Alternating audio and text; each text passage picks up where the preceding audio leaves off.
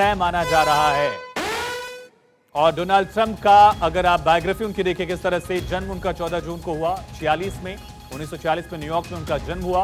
हालांकि डेलावेयर वो हार गए। 22 साल की उम्र में पिता की कंपनी में उन्होंने काम करना शुरू किया। 25 साल की उम्र में कंपनी के प्रेसिडेंट बने।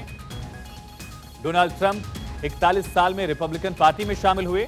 उनके दादा जो ग्रैंडफादर थे, और 7 बार पार्टी बदली डोनाल्ड ट्रंप ने। यह भी एक बहुत बड़ा फैक्टर आप देख सकते हैं। 2012 में रिपब्लिकन पार्टी में लौटे और 2016 में राष्ट्रपति बन गए।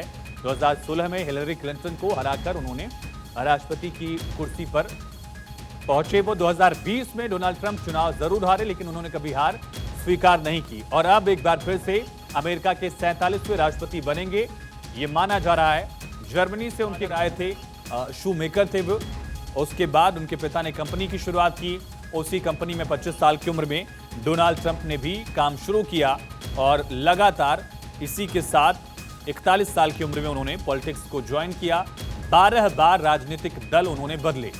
एक बार फिर से राष्ट्रपति की कमान जो है, राष्ट्रपति की जो कुर्सी है, वो प्रेसिडेंट के तौर पर डोनाल्ड ट्रंप के पास होगी। और दुनिया को भी कई उम्मीदें हैं यूएस प्रेसिडेंट से। मसलन 2 हिस्सों में दुनिया के वॉर का एक रणक्षेत्र है। एक यूरोप में रशिया वर्सेस यूक्रेन, दूसरी तरफ मिडिल ईस्ट में इजराइल वॉर अगर कहा जाए। इजराइल का हिजबुल्लाह के खिलाफ लेबनान में जंग, इजराइल का गाजा के साथ हमास के खिलाफ जो जंग है।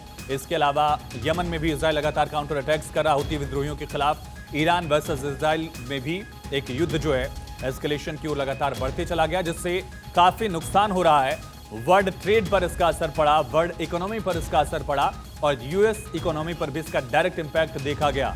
खास करके पूरे यूक्रेन वॉर को खुद यूएस ने लगातार फंड किया। हालांकि बाकी नेटो के देशों ने भी मदद जरूर की, लेकिन सबसे बड़ा फंड का जो हिस्सा था वो यूएस लगातार देता रहा जेलेंस्की को।